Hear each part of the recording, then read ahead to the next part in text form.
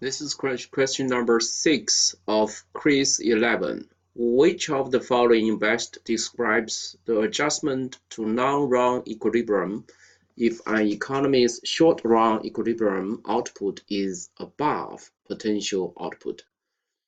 So here you may have a below, sometimes the version of your setup may be a below the potential output. So this is like asking us the familiarity with the adjusting process if output deviates from the potential level. So we learned that in this chapter. So we pull out this my lecture slides. You can say moving to non-run equilibrium if output is below potential level, and that's what happened in this case is actually is above. Economy is short-run equilibrium output is above potential output.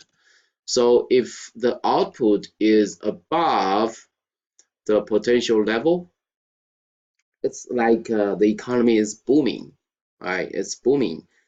So there when the economy is booming, there are tightness in the labor market. So firms want to hire more workers, but there are not enough workers available. That has a high upward pressure on the wage for the existing workers. So we just look for which of these four answers matches what we just said. It's not over, but we just look for, just narrow down the choices. So if economy's output is above the potential level, unemployment rate is less than its natural rate. So this is correct. And B, since unemployment is greater, so that's incorrect, right? This is the unemployment. If it's employment, then this is correct. So C is also since unemployment is less than, and D since unemployment is greater than. So only A and C matches with this case above potential level. And let's go on. There will be excessive tightness in the labor market. And so C is there will be excessive tightness in the labor market. So both A and C are the same here. So let's read on. A, and consequently, pressure on firms to raise their prices at a more rapid rate. So C, pressure on firms to raise their prices at a more rapid rate. So far we didn't see any difference between A and C, and let's read on. This acceleration of inflation shifts the short-run aggregate supply curve up. So this is when the output is above the potential level. So there is a tightness in the labor market that will push the wage up, hence the price up.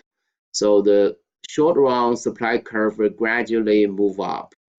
That's what A says. The acceleration of inflation shifts the short-run aggregate supply curve up, pushing the economy's output down toward potential output.